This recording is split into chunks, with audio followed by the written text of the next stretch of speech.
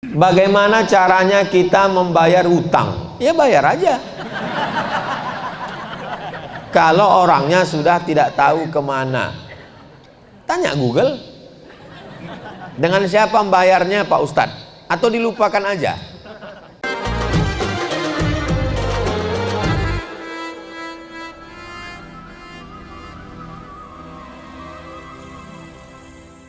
Syukran, jazakumullah khairan. Assalamualaikum warahmatullahi wabarakatuh Ustadz. Waalaikumsalam.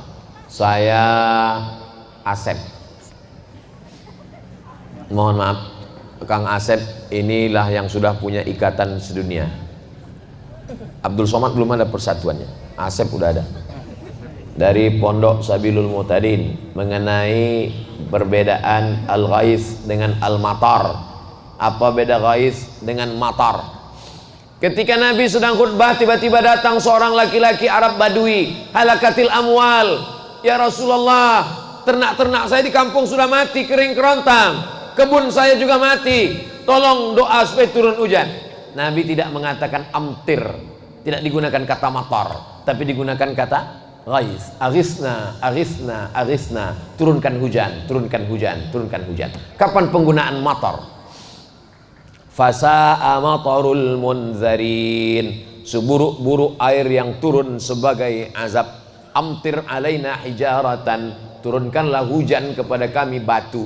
Jadi dari dua penggunaan tadi, kalau ghais itu untuk hujan sebagai rahmat, kalau matar itu biasanya digunakan untuk sebagai laknat. Mudah-mudahan yang turun kepada kita hujan rahmat, bukan hujan laknat. Pertanyaan anak pesantren tuh ya begini, berkualitas, bergizi dia. Bagaimana dengan agama selain Islam yang awalnya tidak percaya pada Tuhan Esa, tapi ketika hendak meninggal mereka mengucapkan syahadat atau percaya adanya Tuhan dan Tuhan itu Esa?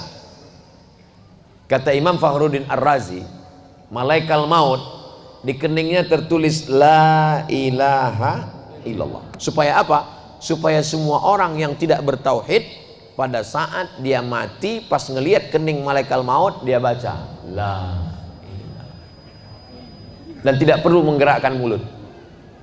Kalau nyebut Bang Haji tetap menggerakkan mulut, bolot. Tapi kalau menyebut la ilaha illallah nggak perlu menggerakkan mulut, la ilaha. Kenapa? Karena saat sakaratul maut itu berat, maka ditulis saking inginnya Allah, wala tamutunna illa wa antum, jangan mati melainkan dalam keadaan muslim. Makanya ketika sholat kita katakan inna salati wa nusuki wa mahyaya wa mamati lillahi rabbil alamin la syarika lahu wa bidzalika umirtu wa ana minal, saya ingin mati muslim. Tapi kenapa kalau mati muslim, kenapa orang muslim itu mesti bersyahadat disaksikan orang ramai di masjid? Supaya jenazahnya bisa diurus fardu kifayah, dimandikan, dikapankan, disolatkan, dikuburkan. Kenapa karena nggak bisa mandi sendiri. Maka dikapankan, dimandikan, disolatkan. Bapak Ibu semuanya, selesai sholat Jumat ini jangan pulang. Kita tunggu ada yang mau syahadat masuk Islam. Saudaraku, sesungguhnya yang bersaksi ini adalah semua yang hadir. Gunanya untuk apa? Kalau tiba-tiba dia mati, jenazahnya jangan diurus keluarganya, tapi diurus umat Islam. Kalau sudah masuk Islam jangan cuma dikasih kain sarung, tapi dimasukkan dalam mu'allab center supaya dikontrol ibadahnya. Saya kalau mensyahadatkan orang, saya nanya, ini yang bertanggung jawab nemanin dia ngaji siapa? Jangan sampai dia rusak akidah. Kita bertanggung jawab di hadapan Allah Subhanahu wa taala. Tapi seandainya dia bersyahadat menjelang matinya itu, maka insya Allah dia husnul khotimah. Allah makhtim lana bi husnul khotimah. Ustadz, gimana supaya kita husnul khotimah? Istiqomah. Gimana supaya kita istiqomah? Berjamaah. Apa nama jamaahnya? MPP. Setelah berjamaah, insya Allah istiqomah. Kalau sudah istiqomah, pasti husnul khotimah. Apa nama jamaahnya? Sabilul Muhtadin. Apa nama jamaahnya? Bikers subuhan. Zuhur nggak sholat, salah.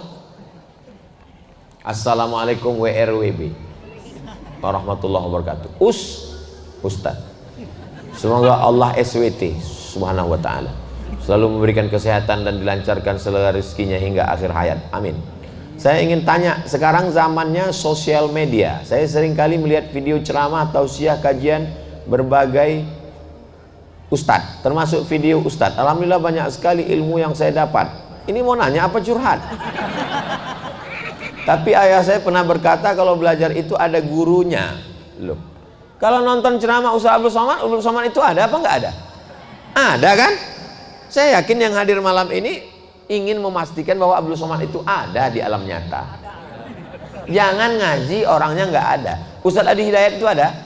Ada. Gus Baha itu ada? Ada. Buya Yahya itu ada? Ada. Ngajilah yang orangnya ada. Upin Ipin ada? Saya belum ketemu. Tapi saya bilang katanya belajar agama itu harus ada gurunya, harus bersanad untuk dipertanggungjawabkan kelak. Kalau kata gurunya, saya ijazahkan kitab yang saya kaji ini kepada kamu semua, maka walaupun melalui YouTube ijazahnya diterima. Maka kita bilang qabiltu ajaztukum jami'a marwiyati wa muallafati wa muhadarati. Aku ijazahkan semua ilmu-ilmu yang selama ini kuajarkan, semua kitab-kitab yang kutulis, semua ceramah-ceramah, tausiah-tausiah, zikir-zikir, hadis-hadis, ijazah ammah. Jawabannya qabiltu, aku terima.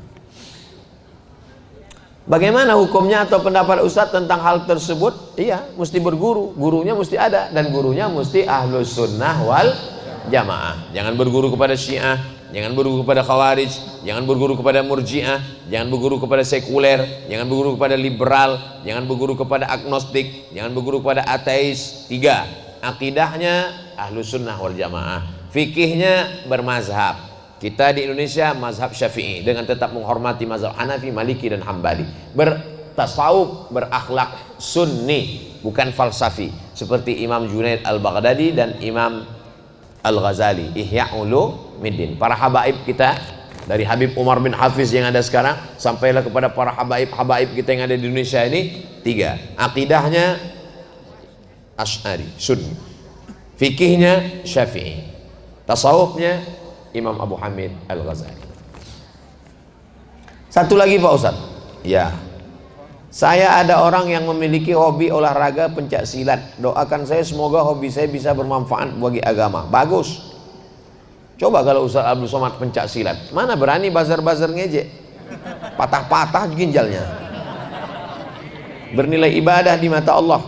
Doakan saya juga semoga saya bisa tembus pelatnas dan juara nasional serta internasional. Di akhir majelis kita doakan semuanya. Mudah-mudahan semuanya yang kesulitan-kesulitan dimudahkan Allah. Yang belum ketemu jodoh ditemukan dengan jodoh yang soleh solihah. Yang bilang amin yang belum nikah aja.